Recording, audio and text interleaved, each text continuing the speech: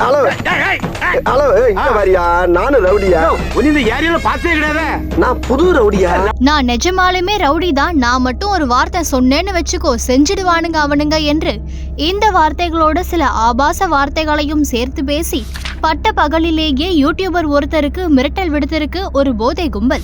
சென்னையில mobile and laptop ஆக்சசரிஸ்க்கு பேர் போன ஒரு இடம்னா அது ரிச்சி ஸ்ட்ரீட்னு சொல்ல முடியும். எப்பவுமே பரபரப்பா இருக்கக்கூடிய இந்த சாலையில கொஞ்ச நேரம் ஒரு இடத்துல நிக்கிறதே கஷ்டமான விஷயம். குறைஞ்ச விலைக்கு பொருள் வாங்கணும், விளாக் பண்ணணும்னு நினைக்கிற பல பேர் இந்த ஸ்ட்ரீட்டுக்கு போகிறது உண்டு.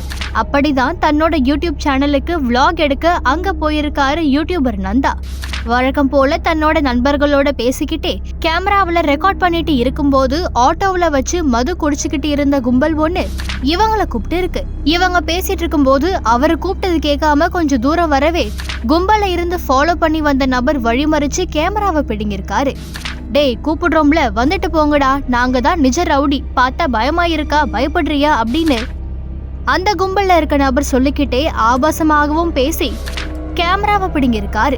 தன்னைத்தானே ரவுடின்னு சொல்லிக்கிட்ட அந்த நபரை பார்த்ததும் யூடியூபர்ஸ் என்ன பண்றதுன்னு தெரியாம விழி பிதுங்கி நிக்க கேமராவை வாங்கினவங்களே அது ரெக்கார்ட் ஆகுதுன்னு தெரியாம மது பாட்டில்களையும் காட்டிருக்காங்க.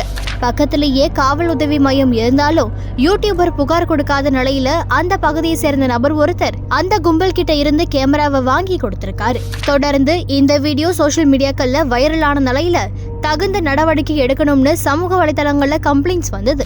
பட்டப்பகல்ல அவ்வளோ பரபரப்பா இருக்கக்கூடிய இந்த ரோட்ல குடிச்சுக்கிட்ட எப்படி ஒருத்தரை மிரட்ட முடியுதுன்னு கேள்விகள் எழுந்த நிலையில தான் ரகளையில ஈடுபட்ட 3 பேரை கைது செஞ்சதா விளக்கம் கொடுத்திருக்காங்க காவல்துறை.